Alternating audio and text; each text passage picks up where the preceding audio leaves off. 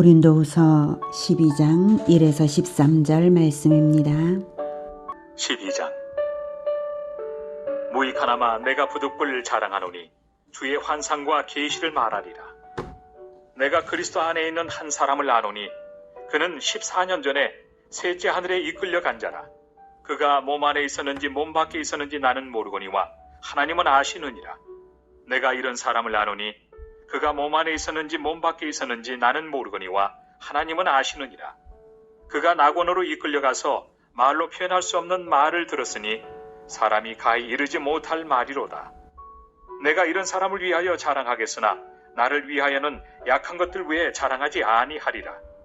내가 만일 자랑하고자 하여도 어리석은 자가 되지 아니할 것은 내가 참 말을 함이라. 그러나 누가 나를 보는 바와 내게 듣는 바에 지나치게 생각할까 두려워하여 그만두노라. 사랑하는 형제 여러분, 2월 15일 화요일 저녁 묵상에 오신 것을 환영합니다. 고린도 후서에서 바울이 가진 사도권을 밝히는 이유는 거짓 사도들이 고린도 교회를 혼란시켜서 바울을 모략하며 불신을 일으켰기 때문인데요. 복음 진리를 가르쳐준 바울로서는 자기의 사도권을 밝히지 않으면 자기가 전한 복음 진리마저도 버려질 위험이 있었기에 사도권을 주장하고 있습니다. 11장까지 해서 바울은 고린도 교인들이 바울의 규범을 따라서 믿음이 성장하고 있는 것과 바울이 진리를 가지고 있는 것과 바울이 그리스도의 고난에 동참하는 극한 고난을 인내하는 것 등이 바로 사도권의 증거로 제시되는데요. 이제 더 나아가 12장에서는 신비한 체험을 소개합니다. 이렇게 신비 체험을 소개할 수밖에 없는 이유는 외적 조건을 중시하는 거짓 사도들보다 오히려 비할 바 없이 탁월한 체험을 가졌음을 보여줌으로써 고린도 교인들이 그들의 미혹에서 벗어나게 하고자 하는 것이지 자기 자랑을 하고자 하는 것은 아닙니다. 1절 무익하나마 내가 부득불 자랑하노니 주의 환상과 계시를 말하리라. 바울은 중대한 일을 당할 때마다 주님께서 나타나 주셔서 환상으로 인도를 받은 계시의 사람이었습니다. 사도행전 9장 3절에 다메섹에서 호련히 나타난 것을 시작으로 해서 사도행전 16장 9절에 마게도냐 사람이 그를 마게도냐로 건너와서 도우라 했던 환상이 있었고요. 사도행전 18장 9절에 주께서 두려워하지 말며 침묵하지 말고 말하라 이렇게 하셨고요. 사도행전 22장 17, 18절에 속히 예루살렘에서 나가라 이런 말씀하셨고요. 사도행전 23장 11절에 또 주께서 예루살렘에서 나의 일을 증언한 것 같이 로마에서도 증언하여야 하리라 이런 말씀하셨고요. 이런 것들이 아주 많이 있습니다. 이렇게 많은 중에 오늘 본문은 그러한 일반적인 것들이 아니라 아주 특별한 것 하나를 말하고자 하는 것입니다. 2절 내가 그리스도 안에 있는 한 사람을 아노니 그는 14년 전에 셋째 하늘에 이끌려간 자라. 그가 몸 안에 있었는지 몸 밖에 있었는지 나는 모르거니와 하나님은 아시느니라. 여기서 그리스도 안에 있는 한 사람은 바로 바울 자신을 제3자인 것처럼 표현하고 있습니다. 자기 자랑이 되지 않게 하기 위해 아주 조심한 표현을 쓰는 거죠. 셋째 하늘은 유대인들의 관념으로 하늘에 여러 단계가 있다고 보는 것이 있습니다. 그중 셋째 하늘은 가장 높은 단계로서 하나님이 계신 곳을 의미한다고 보입니다. 바울이 더 이상 설명을 하고 있지 않기 때문에 우리가 함부로 상상할 수는 없는 부분입니다. 14년 전이면 회심한 지 얼마 지나지 않은 때로부터 첫 목회지인 안디옥 교회에 있을 때 사이에 일어난 일이고요. 그래서 바울은 그리스도 안에 있는 한 사람이라는 표현이나 또는 14년 전이라는 말을 함으로써 특별히 자기의 노력이나 인간적 우월성과 전혀 무관한 경험이었음을 나타내고 있는 것입니다. 이렇게 사도로서 원숙한 그 후에 일어난 일이 아니라 초기에 일어났던 일이기 때문에 이것은 전적으로 하나님께서 주권적으로 바울을 데려다가 체험을 시키신 것이지 자기의 어떤 인간적 우월성은 아니라는 것을 암묵적으로 말하고 있는 것이죠. 그 체험이 얼마나 신비했던지 바울 자신은 자기가 몸과 영혼이 분리되어 있어서 영혼만 체험한 것인지 아니면 몸과 함께 이끌려갔는지조차 분간할 수 없었습니다. 3절 내가 이런 사람을 아노니 그가 몸 안에 있었는지 몸 밖에 있었는지 나는 모르거니와 하나님은 아시느니라. 반복하고 있고요. 4절 그가 낙원으로 이끌려가서 말로 표현할 수 없는 말을 들었으니 사람이 가히 이르지 못할 말이로다. 네, 낙원은 아마도 셋째 하늘을 달리 표현한 것으로 보고요. 말로 표현할 수 없는 말을 들었으니 사람이 가히 이르지 못할 말이로다 라고 한 것은 천국 체험이 도무지 인간의 언어로는 표현할 수 없는 것이라고 극히 감탄하면서 말을 하고 있습니다. 그리고 더 이상은 말하지 않고 여기서 그칩니다. 그치는 이유는 바울에 대하여 과대평가를 할까 염려해서입니다. 5, 6절 내가 이런 사람을 위하여 자랑하겠으나 나를 위하여는 약한 것들 외에 자랑하지 아니하리라. 내가 만일 자랑하고자 하여도 어리석은 자가 되지 아니할 것은 즉 내가 진실을 말하고 있기 때문에 어리석은 자가 되지는 않겠지만 이런 얘기죠. 어리석은 자가 되지 아니할 것은 내가 참말을 함이라. 그러나 누가 나를 보는 바와 내게 듣는 바에 지나치게 생각할까 두려워하여 그만두노라. 네, 진실을 말한다고 해서 그래서 어리석은 자는 되지 않는다고 해서 그렇다고 모든 체험을 다 발설하는 것이 유익한 것은 결코 아닙니다. 타인이 자기를 과대평가하게 되고 그것은 결코 좋은 일이 아니죠. 바울에 대한 과대평가는 상대적으로 복음의 중요성을 약화시키고 자칫 바울에 대한 우상화가 조장될 가능성까지도 생각할 수 있는 것입니다. 그래서 진리를 흐리게 하는 어떤 요소도 배제하고자 신비체험을 자세히 말하지 않고 여기서 멈추는 것입니다. 바울의 이런 태도는 요즘에 세계 곳곳에 발흥하는 이단들의 태도와 좋은 대조를 이룹니다. 이단들은 저마다 신비체험을 강조하면서 사람을 따르게 하려는 즉 자기를 따르게 하려는 목적으로 미혹합니다. 그러나 바울은 진정 진리를 전파하는 그리스도의 사도임을 간증의 자세에서도 보이고 있습니다. 가만히 생각해보면 신비체험이 사람을 변화시키는 것이 아니라 오직 그리스도의 보혈의 능력이 사람을 변화시키는 것이며 말씀으로써 그리스도를 만나 동행하는 것으로서만 신앙이 생명력을 얻는 것입니다.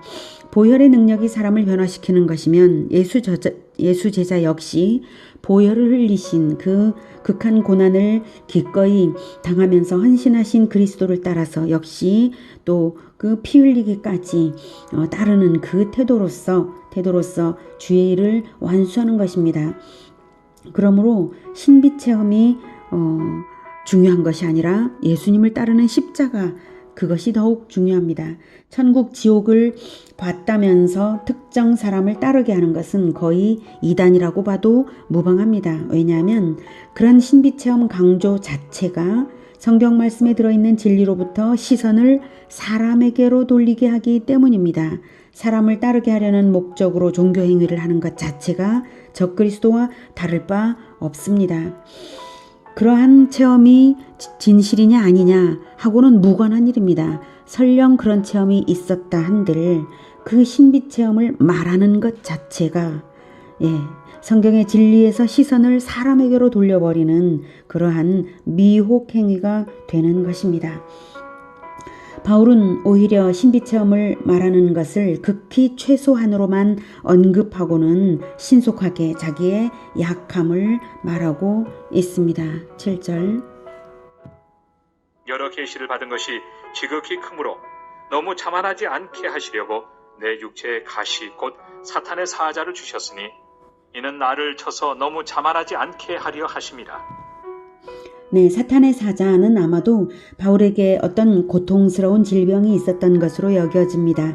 그것을 하나님께서 허락하신 이유는 여러 계시를 받은 것이 지극히 크므로 너무 자만하지 않게 하시려고 주신 것입니다.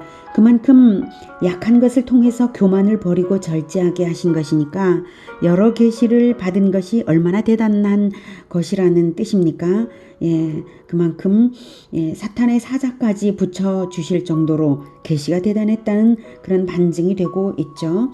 그다음 8절 이것이 내게서 떠나가게 하기 위하여 내가 3번 주께 간구하였더니 나에게 이르시기를 내 은혜가 내게 족하도다.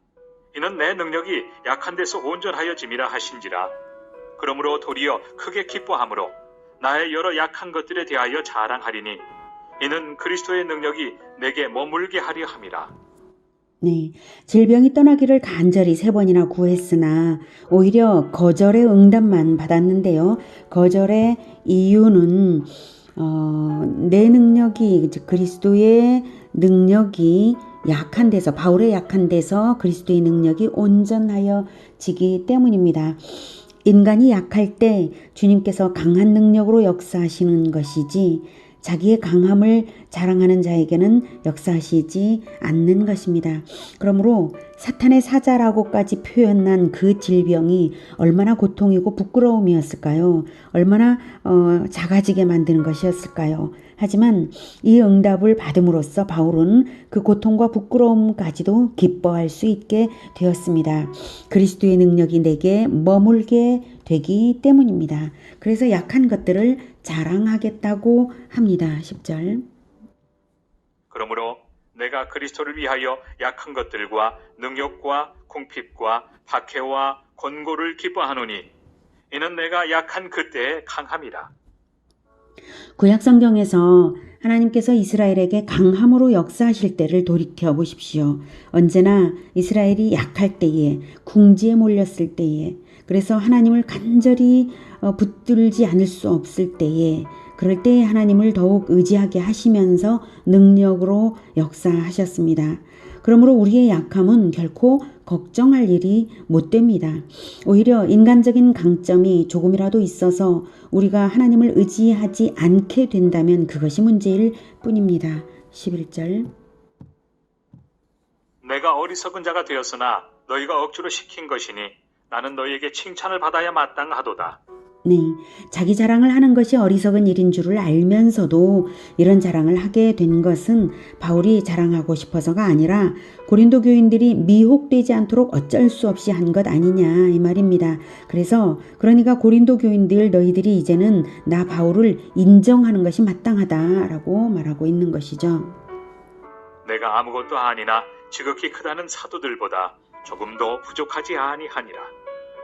사도의 표가 된 것은 내가 너희 가운데서 모든 참음과 표적과 기사와 능력을 행한 것이라. 네, 표적과 기사와 능력이 아주 많았다는 것을 알 수 있고요. 그 외에 모든 참음을 사도의 표라고 말하고 있습니다. 그렇습니다. 예수님께서도 그렇게 말씀하셨습니다. 마태복음 10장 38, 39절에서는 또 자기 십자가를 지고 나를 따르지 않는 자도 내게 합당하지 아니하니라. 자기 목숨을 얻는 자는 잃을 것이요 나를 위하여 자기 목숨을 잃는 자는 얻으리라. 이렇게 말씀하셨습니다. 자기 목숨을 얻는 자는 공동체를 자기의 공동체를 잃을 것이요 나를 위하여 자기 목숨을 잃는 자는 오히려 공동체를, 즉 천국을 얻으리라 이런 뜻이죠.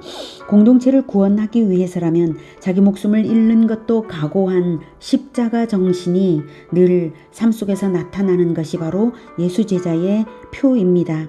사역의 성과가 예수제자의 표가 아니라 무언가 강한 것이, 권위 있는 것이, 또는 기사와 표적이 많은 것이, 신비체험이 있는 것이 예수제자의 표가 아니라 모든 참음, 즉 공동체를 위한 십자가를 지는 것이 예수제자의 진정한 표지입니다. 13절. 내 자신이 너희에게 폐해를 끼치지 아니한 일밖에 다른 교회보다 부족하게 한 것이 무엇이 있느냐? 너희는 나의 이 공평하지 못한 것을 용서하라. 바울은 미성숙한 고린도 교인들에게 복음 진리가 막히지 않게 하기 위해서 폐를 끼치지 않으려고 사례비도 안 받았습니다. 예수 제자의 표지인 모든 참음 중 하나가 바로 그것이었습니다. 그리고 다른 교회보다 부족한 것 없이 베풀고 가르치고 사랑했습니다. 그래서 이 공평하지 못한 것, 즉 폐를 덜 끼친 것, 사례비를 받지 않은 그것을 용서하라고 풍자적으로 말하고 있습니다. 오늘은 극히 신비한 체험을 부득불 말하면서도 진리를 위해 오히려 신비체험 말하기를 극히 절제하고 사도의 진정한 표지인 모든 참음을 말하는 바울을 만났습니다. 그 바울을 통해서 예수 그리스도의 그 십자가가 투영된 바울을 통해서 우리가 예수님을 만나고 있는 것입니다. 진정으로 약할 때 강함되게 하시는 그리스도를 우리가 만났으므로 모든 약함 가운데서 하나님 나라 건설을 다 이루어낼 수 있는 것입니다. 예수님은 모든 능력을 가지신 분으로서 극히 약한 십자가의 고난을 받아들이는 극한 약자가 되셨던 것입니다. 모든 참음과 약함으로 인해 주님만 의지하여 승리함으로써 진정한 예수 제자로 나타나는 우리 모두가 되기를 기원합니다. 기도하겠습니다. 하나님, 우리의 고난을 사용하시고 우리의 약함을 통하여서 하나님의 강함으로 역사하신 하나님을 찬양합니다. 우리가 약한 것이 아무것도 염려할 것이 아니고 또한 우리가 궁지에 몰리는 것도 아무것도 염려할 이유가 없다는 것을 다시 확인하면서 다시 평안이 몰려옵니다. 하나님, 우리에게 부족한 것을 결코 생각지 않게 하여 주시고 우리에게 닥치는 어떤 문제거리들에 두려워하지 않도록 우리의 마음을 늘 지켜주시옵소서. 우리가 아무것도 두려워하지 않고 오직 이 주어지는 고난을 기꺼이 감당함으로써 주님께서 큰 능력을 발휘하실 것을 기대하며 예수 제자의 길을 끝까지 가겠습니다. 오직 진리를 선포하고 하나님의 말씀을 끝까지 가르치면서 천국 공동체를 위하여 생명을 걸고 실천하는 끝까지 섬기는 우리 모두가 되게 도와주시옵소서. 예수님의 이름으로 기도드립니다. 아멘. 이어지는 시간은 개인 기도 시간입니다.